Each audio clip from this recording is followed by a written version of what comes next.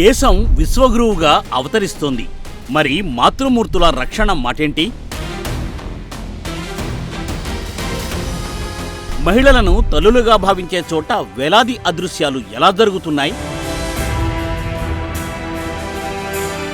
ఢిల్లీలో 15 రోజుల్లో 800 మిస్సింగ్ కేసులు చెబుతున్న వాస్తవాలు ఏంటి? ఆ 800 కేసుల్లో 500కు పైగా మహిళలే ఉన్నారంటే దాని అర్థం ఏంటి? 2019 నుండి 3 ఏళ్లలో 13 లక్షలకు పైగా బాలికలు ఎందుకు కనిపించకుండా పోయారు? సుప్రీంకోర్టు ఏమని ఆదేశించింది? కేంద్ర రాష్ట్రాల వెర్షన్స్ వింటే ఏమనిపిస్తుంది? ఈ సామాజిక ఉపద్రవాన్ని ఆపకపోతే భవిష్యత్తులో జరిగే విపరిణామాలు ఏంటి?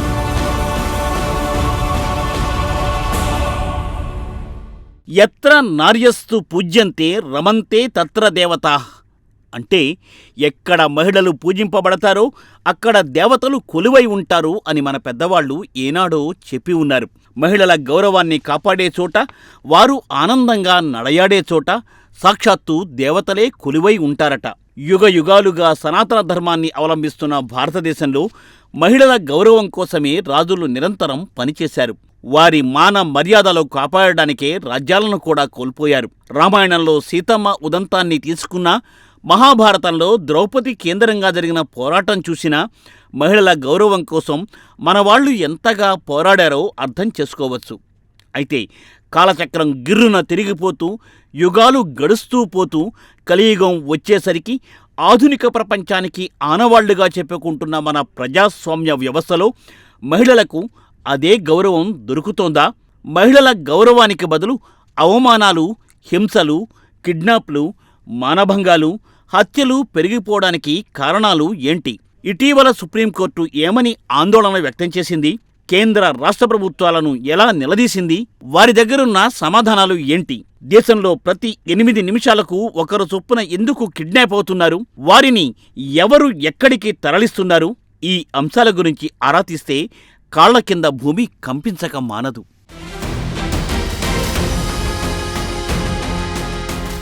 దేశంలో కొన్ని దశాబ్దాలుగా మహిళల మిస్సింగ్ జరుగుతున్నట్టు అడపాదడపా వార్తల్లో వింటున్నాం. కొన్ని స్వచ్ఛంద సంస్థలు కూడా అప్పుడప్పుడు నివేదికలు ప్రకటిస్తూ ప్రజలను, ప్రభుత్వాలను అప్రమత్తం చేస్తున్నాయి. అయితే ఎన్ని సంస్థలు, ఎన్ని వ్యవస్థలు కొత్త రిపోర్టులు వెలువరిస్తున్నా మహిళలు, బాలికల మిస్సింగ్ కేసులు మాత్రం నానాటికి పెరుగుతూనే ఉన్నాయి. ఈ క్రమంలో ఇటీవల సుప్రీంకోర్టు ముందుకు ఇదే అంశాన్ని పలు సామాజిక శ్రేయోభిలాషులు తీసుకురావడంతో కోర్టు ఆ విషయంపై సీరియస్గా దృష్టి సారించింది. దీంతో ఈ అంశం మళ్లీ చర్చకు దారితీస్తోంది. ఈ విషయంలోని తీవ్రత అటు మీడియా సంస్థలను కూడా అప్రమత్తం చేస్తోంది. ప్రతిసారి రాజకీయ అంశాలకే పెద్దపీట వేసే మీడియా సంస్థలు మహిళల మర్యాదలో మంటగలిపేస్తున్న దుష్టశక్తుల విషయంలో ముందుకు కదలకపోతే రానున్న రోజులలో భయానక పరిస్థితులు ఏర్పడతాయన్న ఆందోళనలు సర్వత్రా వ్యక్తమవుతున్నాయి.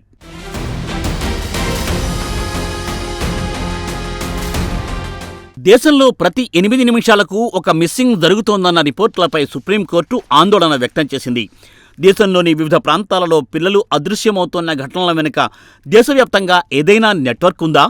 కంటికి కనిపించని శక్తులు ఏవైనా పనిచేస్తున్నాయా?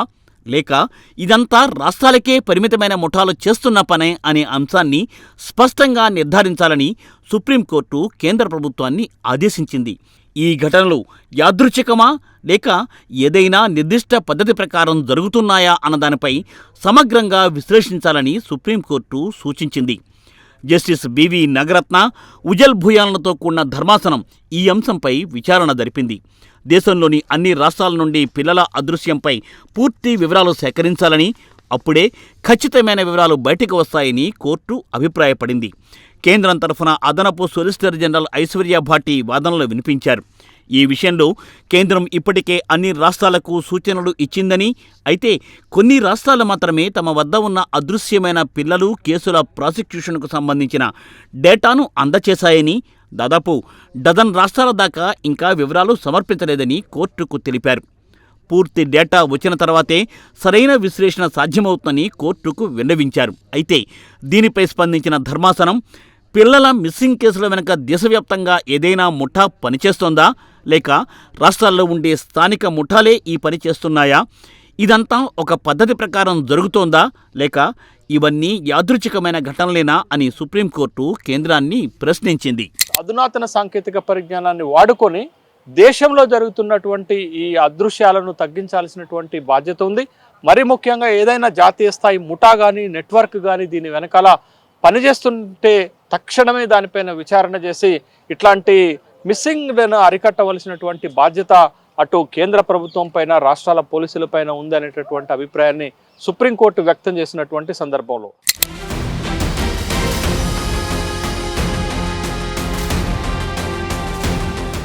మరోవైపు ఇప్పటి వరకు కాపాడిన పిల్లలను విచారించి ఈ ఘటనల వెనుక ఎవరున్నారో గుర్తించాల్సిన అవసరం ఉందని, ఆ లోతుపాతుల అంతు తేల్చాలని సుప్రీంకోర్టు ఆదేశించింది. అలాగే పిల్లల అదృశ్యంపై కేంద్రం కోరినా డేటా ఇవ్వని రాష్ట్రాలపై కోర్టు తీవ్ర అసంతృప్తిని వ్యక్తం చేసింది. అవసరమైతే కఠిన ఆదేశాలు కూడా జారీ చేస్తామని హెచ్చరించింది కోర్టు. పిటిషన్ను వేసిన వారి తరఫున న్యాయవాది కూడా తన వాదనలు వినిపిస్తూ ఈ విషయంలో కేంద్రం ముందడుగు వేసిందని, అయితే అన్ని రాష్ట్రాలు తప్పనిసరిగా డేటా ఇవ్వాలనేలా స్పష్టమైన ఆదేశాలు జారీ చేయాలని కోర్టు ఆదేశిస్తే అడుగు మరింత ముందుకు పడుతుందని కోరడం విశేషం. పిల్లల మిస్సింగ్ కేసులు దారుణంగా పెరుగుతున్నాయని పేర్కొంటూ గుడియా స్వయం సేవీ సంస్థాన్ అనే ఎన్జీఓ దాఖలు చేసిన ఈ ప్రజా ప్రయోజన వాద్యాన్ని సుప్రీంకోర్టు విచారిస్తోంది. ఈ పిటిషన్లో పలు రాష్ట్రాలలో వేలాది మంది పిల్లల ఆచూకీ ఇంకా లభించడం లేదు అనే ఆందోళన నానాటికి తీవ్రమవుతోంది.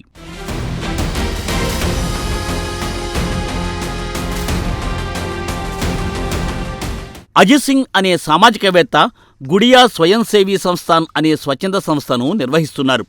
అదృశ్యమవుతున్న బాలలు, మహిళలు, యువతుల విషయాన్ని ఆరా తీయాలని చాలా కాలంగా ఆందోళన చేస్తున్నారు ఆయన.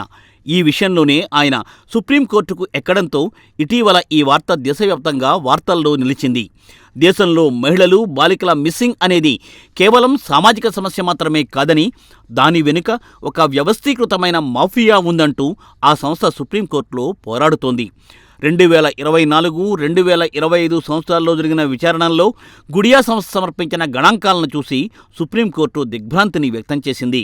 ముఖ్యంగా యూపీ, బీహార్, బెంగాల్ రాష్ట్రాల నుండి జరుగుతున్న ట్రాఫికింగ్పై అందించిన ఆధారాలతో సుప్రీంకోర్టు సీరియస్ అయింది. కాశీ కేంద్రంగా పనిచేసే ఈ సంస్థ అక్కడి బ్రోతల్ హౌసులపై నిరంతరం మెరుపుదాడులను చేయిస్తోంది.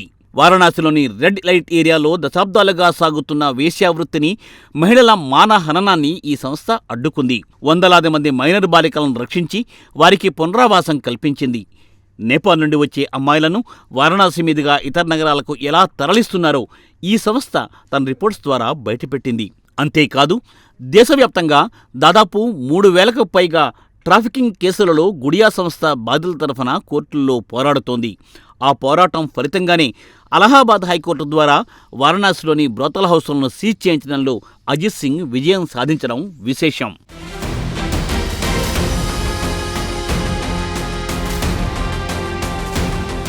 అజిత్ సింగ్ ప్రభుత్వాలపై ఒత్తిడి తెస్తున్న తీరు ఎంతో ఆసక్తికరంగా ఉంటుంది.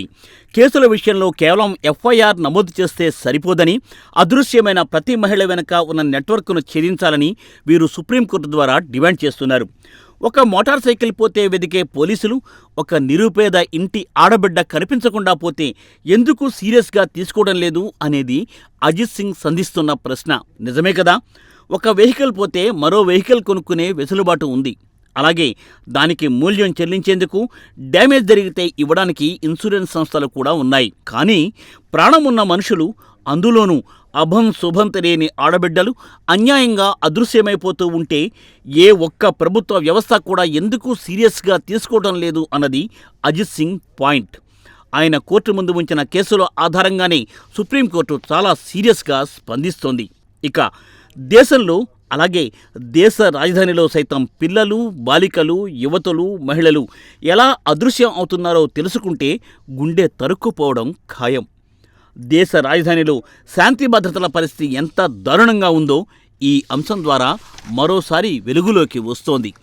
2026వ సంవత్సరం ప్రారంభమైన మొదటి 15 రోజుల్లోనే అక్కడ ఏకంగా 800 మందికి పైగా అదృశ్యమైనట్లు పోలీస్ అధికారిక గణాంకాలే చెబుతున్నాయి. అందులో మూడింట 2/3 మంది మహిళలు, బాలికలే ఉండడం సామాజికవేత్తలను, మేధావులను ఆందోళనకు గురిచేస్తోంది.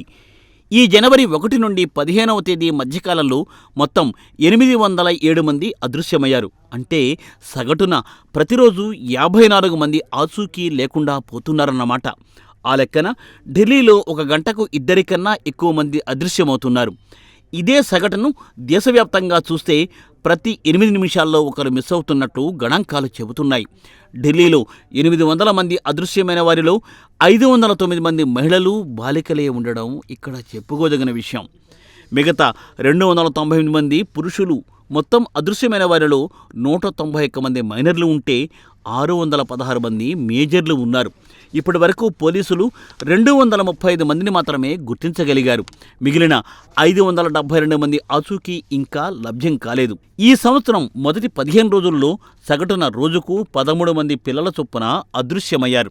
191 మంది మైనర్లలో 146 మంది బాలికలే కావడం ఆందోళన రేపుతోంది. అదృశ్యమైన మైనర్లలో 169 మంది టీనేజర్లు. వీరిలో 138 మంది అమ్మాయిలు. అయితే పోలీసులు 29 మంది అమ్మాయిలను, 19 మంది అబ్బాయిలను గుర్తించారు. అదృశ్యమైన టీనేజర్లలో 71% మంది ఆచూకీ ఇంకా తెలియరాలేదు.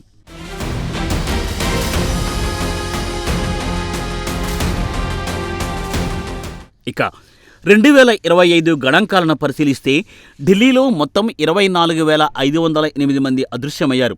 అందులో మహిళల సంఖ్య 60%, అంటే 14,878 మంది మహిళల మాట. పోలీసులు 15,421 మందిని గుర్తించగా 9,087 కేసులు ఇంకా అపరిష్కృతంగానే ఉన్నాయి. గత 10 ఏళ్ల విశ్లేషణ ప్రకారం ఢిల్లీలో అదృశ్యమయ్యే వారి సంఖ్య ఏటా పెరుగుతూ పోతోంది. గడిచిన దశాబ్ద కాలంలో మొత్తం 2,32,737 మంది అదృశ్యమైతే సుమారు 1.8 లక్షల మందిని పోలీసులు గుర్తించారు. దాదాపు 52,000 కేసులు ఇప్పటికీ మిస్టరీగానే మిగిలి ఉన్నాయి. ముఖ్యంగా టీనేజర్లకు పొంచి ఉన్న ముప్పును ఈ గణాంకాలు హైలైట్ చేస్తున్నాయి. 2016 నుండి ఏటా సగటున 5,000 మంది టీనేజర్లు మిస్ అవుతుండగా అందులో 3,500 మంది అమ్మాయిలే ఉంటున్నారు. 2025లో అదృశ్యమైన 5,081 మంది టీనేజర్లలో 3,970 మంది అమ్మాయిలే కావడం గమనించాలి. వీరిలో దాదాపు 1000 మంది ఆచూకీ ఇప్పటికీ దొరకలేదు.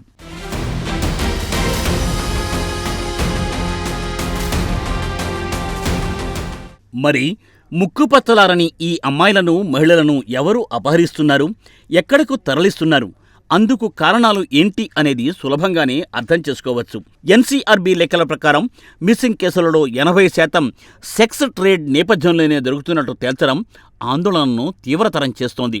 దీంతో పాటు ఫోర్స్డ్ లేబర్, పోర్న్ మ్యారేజెస్, అలాగే గృహ బానిసత్వం అంటే హ్యూమన్ ట్రాఫికర్లు మారుమూల ప్రాంతాల నుండి అమ్మాయిలకు ఏదో రకమైన ఆశలు కల్పించి దూర ప్రాంతాలకు తరలించేస్తారు. వారిని ధనవంతుల కుటుంబాల్లో పనిచేయడం కోసం చేరుస్తారు. అక్కడే వారు జీవితాంతం బానిసత్వంలోకి మగ్గిపోయి జారిపోతున్నారు. బీహార్, జార్ఖండ్, వెస్ట్ బెంగాల్, నేపాల్, బంగ్లాదేశ్ వంటి ప్రాంతాల నుండి మైనర్లను మభ్యపెట్టి తరలిస్తున్నారు ఇక్కడ. అందులో ముంబై, కోల్కతా, ఢిల్లీ, హైదరాబాద్, బెంగళూరు వంటి మెట్రో సిటీలలో ఇంకా అనేక పెద్ద పెద్ద పట్టణాలలో బ్రోతల్ హౌసులకు తరలిస్తారు. ఇలాంటి బ్రోతల్ హౌసులను గుర్తించడం కూడా కష్టతరంగా మారుతోంది.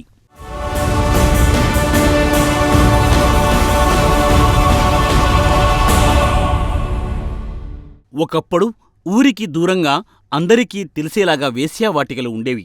అయితే ఆధునిక ప్రజాస్వామ్యంలో బ్రోతల్ హౌస్ను క్రమబద్ధీకరించే ప్రయత్నం జరిగింది. సెక్స్ వర్క్ను డిగ్నిఫైడ్ జాబ్గా చూడాలని కోర్టులు కూడా చెప్పాయి. వ్యక్తిగత సెక్స్ వర్క్కి చెల్లుబాటు ఉన్న బ్రోతల్ హౌస్ నడపడం మాత్రం ఇల్లీగల్గా ఉంది. ముంబై, కోల్కతా వంటి నగరాలలో పోలీస్ రేడ్స్ జరుగుతున్నా ఒక ఆర్గనైజ్డ్ పద్ధతిలో ఈ నేరాలు జరుగుతూ ఉండడంతో ప్రభుత్వాలు అదుపులోకి తేవడంలో విఫలమవుతున్నాయనే అభిప్రాయాలు వ్యక్తమవుతున్నాయి. లేదా చూసి చూడనట్టు వదిలిస్తున్నారనే విమర్శలు కూడా వినిపిస్తున్నాయి. ఎందుకంటే ఫ్లష్ ట్రేడ్ ద్వారా భారీ ఎత్తున నగదు చేతులు మారుతోంది. అమ్మాయిలను ప్రలోభపెట్టి వారి ద్వారా వ్యభిచారం చేయించే ముఠాలు కోట్లకు కోట్లలు పడగలెత్తుతున్నాయి. ముంబైలోని కమాటిపురాలో 1,00,000కు పైగా సెక్స్ వర్కర్ల ద్వారా ఏటా $400 మిలియన్ రెవెన్యూను మాఫియా ముఠాలు జేబుల్లో వేసుకుంటున్నారు అనే అంచనాలు ఉన్నాయంటే ఇక అర్థం చేసుకోవచ్చు.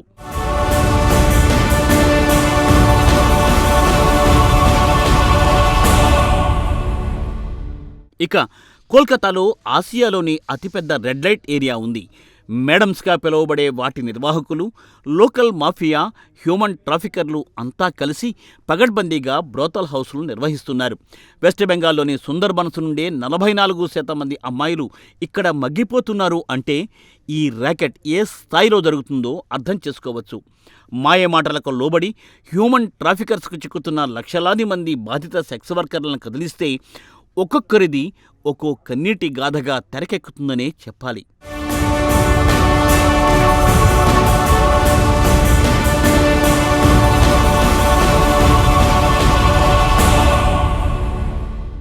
రెండు 2019-21 మధ్య దేశంలో 3 ఏళ్లలో 13.13 లక్షల మంది బాలికలు, మహిళలు మిస్ అయ్యారు.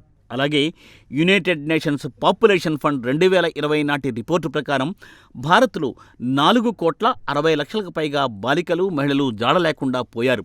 ఈ సంఖ్య పూర్తిగా ఆడబిడ్డలకు సంబంధించిందే కావడం గమనించాలి. అదే ప్రపంచవ్యాప్తంగా చూస్తే 2020 లెక్కల ప్రకారం మొత్తం 14,20,00,000గా రికార్డులు చెబుతున్నాయి. ఇలా ఆడబిడ్డల మిస్సింగ్ సంఖ్య 1970లో 61 మిలియన్లుగా ఉంటే 2020వ సంవత్సరం వచ్చేటప్పటికీ రెట్టింపు దాటిపోయిందని గమనించాలి. అంటే ఒకవైపు నాగరికత పెరిగిందని, మరోవైపు అభివృద్ధి కూడా పరుగులు పెడుతోందని చెబుతున్న నేటి ఆధునిక ప్రపంచం మహిళల పట్ల అనుసరిస్తున్న ధోరణి చూస్తే మనం పురోగమిస్తున్నామా లేక తిరోగమిస్తున్నామా అనేది కళ్లకు కడుతుంది. మన ఆడబిడ్డలకు జరుగుతున్న ఈ మానహననాన్ని అరికట్టకపోతే మనం సాధించుకుంటున్న ఈ ప్రగతి ఎవరి కోసం అనేది అన్ని ప్రపంచ దేశాలు కూడా ఆలోచించాల్సిన అవసరం ఉంది అంటున్నారు విశ్లేషకులు. రీస్టోర్ చేయాలి అంటే ఎక్కడున్న పిల్లల్ని అక్కడ వాళ్ళకి తల్లిదండ్రులకు ఒప్పచెప్పేలాగా మనది ఎన్ని మనం చేయగలిగాము అని చూసుకున్నప్పుడే దీని గురించి గొప్పగా మాట్లాడుకోగలుగుతాము. గొప్పగా మాట్లాడుకోవడం కాదు, సక్రమమైన పనిని మనం ఎంత చేశాము అనేది ఒక కమిట్మెంట్తో నిరూపించినప్పుడు ఏ బాలిక మనకు అదృశ్యం కాదు. భద్రత అనేది ఖచ్చితంగా ఇవ్వవలసిన డ్యూటీ అనేది కూడా గవర్నమెంట్కి ఉంది. సిస్టమ్ ఎప్పుడు సిస్టమ్ లాగానే పనిచేయాలండి, అప్పుడే బాలికలకి భద్రత అనేది వస్తుంది.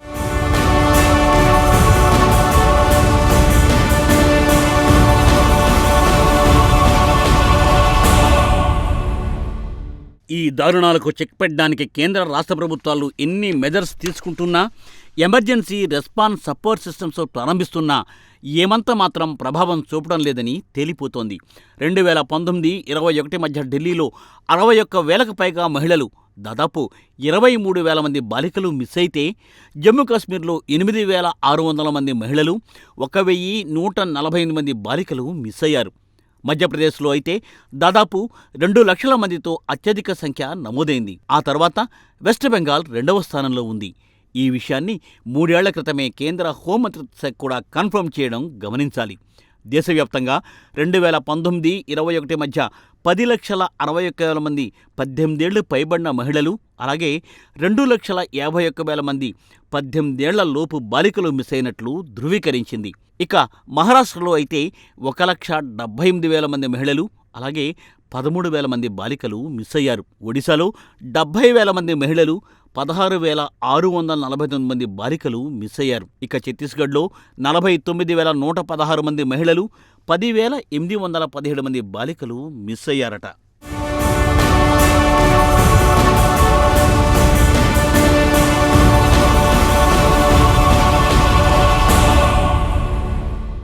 ఇక మన తెలుగు రాష్ట్రాల విషయానికి వద్దాం. ప్రభుత్వ రికార్డుల ప్రకారం ఆంధ్రప్రదేశ్లో 2019-21 మధ్య 30,000 మంది ఆడబిడ్డలు అదృశ్యమయ్యారు. అందులో దాదాపు 8,000 మంది బాలికలు, మిగతా 22,000 మంది మహిళలు. ఆ 3 ఏళ్లను ఏడాది సగటున చొప్పున చూస్తే ఏటా 10,000 మంది ఆడపడుచులు అదృశ్యమవుతున్నారని ధృవీకరిస్తున్నారు. ఇక 2019-25 మధ్య చూస్తే 62,125 మంది మహిళలు, బాలికలు అదృశ్యమయ్యారు. అందులో కేవలం బాలికల గురించే ఆరా తీస్తే 2019-20లో 1,898 మంది అదృశ్యం అయితే 2024-25 వచ్చేసరికి బాలికల మిస్సింగ్ సంఖ్య 3,564కు పెరిగింది. 3 ఏళ్లలో బాలికల మిస్సింగే 3 ఎందుకని పెరిగింది అనేది ఓ పట్టాన తెలియరాలేదు. దీనిపై అప్పట్లో పవన్ కళ్యాణ్ కూడా తీవ్రస్థాయిలో విరుచుకుపడ్డారు. జగన్ సర్కారు కూడా ఆ విమర్శలకు ఏం చెప్పాలో తెలియక సతమతమైపోయింది. ఇటీవల కాలంలో 2,50,000 మంది బాలికల అదృశ్యం కూడా జరిగిందంటూ ఒక నివేదిక తెలియజేస్తుంది. అలాగే అవసరమైతే స్వచ్ఛంద సేవా సంస్థలు, నేషనల్ హ్యూమన్ రైట్స్ కౌన్సిల్ కూడా మాలాంటి సంస్థలైతేనేమి, లేదా వీటిపై ఉన్నటువంటి మిగతా డిటెక్టివ్ ఏజెన్సీస్ అయితేనేమి, ఇటువంటి వారితో సహాయ సహకారాలు తీసుకొని తక్షణమే వారికి సహకరిస్తూ మా సహకారాలు కూడా తీసుకుంటూ ముందుకు సాగితే చాలా వరకు ఉపయోగకరంగా ఉంటుందని national human rights council NHRC భావిస్తుంది.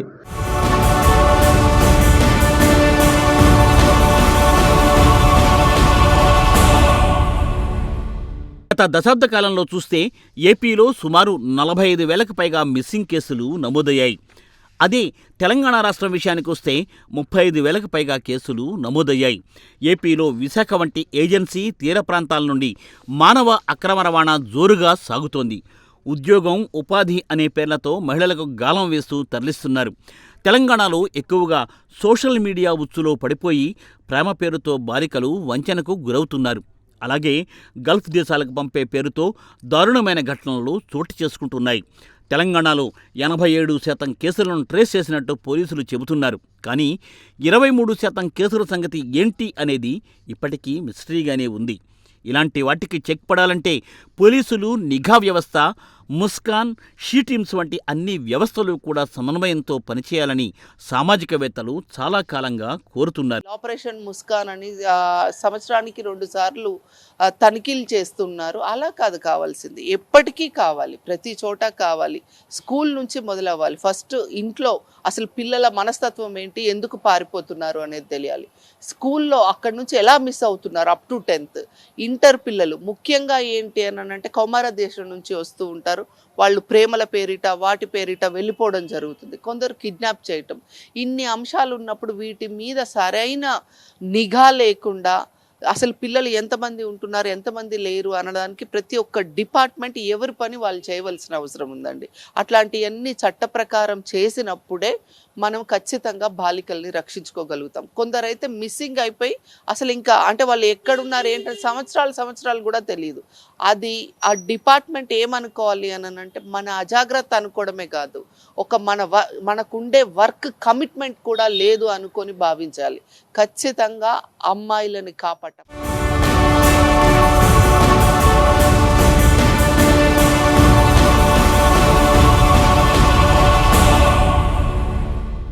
గతంలో ఈ హ్యూమన్ ట్రాఫికింగ్ అనేది అరబ్ దేశాలకు ఎక్కువగా జరిగేది.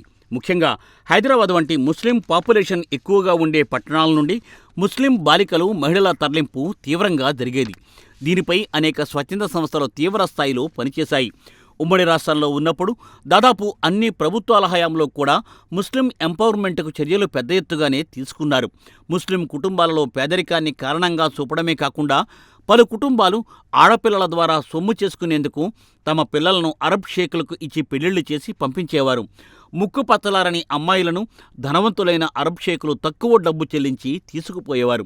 అక్కడికి వెళ్ళిన తర్వాత ఎంతమంది బాలికలు సుఖంగా కాపురాలు చేసుకున్నారంటే ఆ దేవుడే చెప్పాలి. ఆ బాలికలు ఎలాంటి అగచట్లకు గురయ్యారు అనేది కూడా అనేక కథనాల రూపంలో గతంలో వెలుగు చూశాయి. అయితే ఇప్పుడు అరబ్ షేకుల బెడద తగ్గింది, కానీ హ్యూమన్ ట్రాఫికింగ్ మాత్రం మరింత దారుణంగా జరుగుతోంది.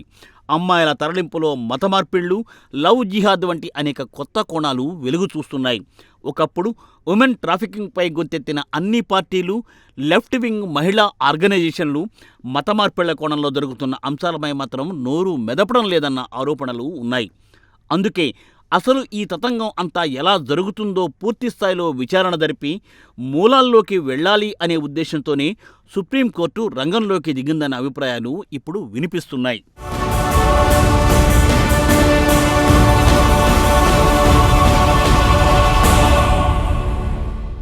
మరి మహిళల మిస్సింగ్ ఇదే పద్ధతిలో కొనసాగితే ఏం జరుగుతుంది? మహిళల మిస్సింగ్ను గనక ఆపకపోతే సామాజిక సమతుల్యత దెబ్బతినడం ఖాయం. సమాజంలో దారుణమైన పరిస్థితులు చోటు చేసుకుంటాయి. ఎందుకంటే ఇప్పటికే సెక్స్ రేషియో గణనీయంగా పడిపోయింది.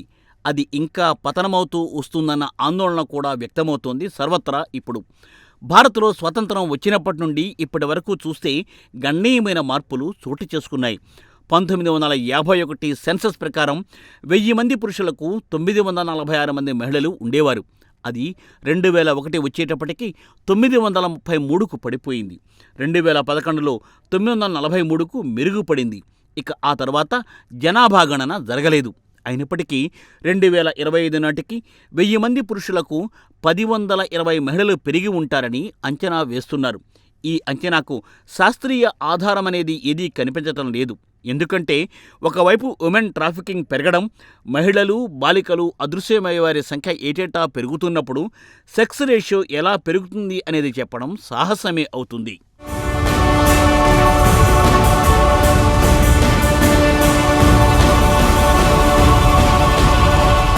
సెక్స్ రేషియో బ్యాలెన్స్ తప్పడం వల్ల భారత్లోనే కాకుండా యావత్ ప్రపంచంలోనే తీవ్రమైన సామాజిక విపరిణామాలకు దారితీస్తుందని, సమాజాన్ని అస్థిరపరుస్తుందని, వైలెన్స్ పెరుగుతుందని సామాజికవేత్తలు అంటున్నారు.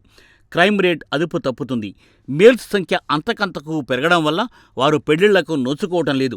అలాంటి వారు కుటుంబ వ్యవస్థలో భాగం కాలేకపోవడం వల్ల మానసిక, శారీరక సంతులనం కోల్పోయి అసాంఘిక శక్తులుగా మారిపోతారనే భయాందోళనలు వ్యక్తమవుతున్నాయి. ఉత్తరాది రాష్ట్రాలైన హర్యానా, ఉత్తరప్రదేశ్ వంటి చోట్ల సెక్స్ రేషియో మరీ తక్కువగా ఉండడంతో క్రైమ్ రేట్ పెరిగిందనే విశ్లేషణలు కూడా వినిపిస్తున్నాయి.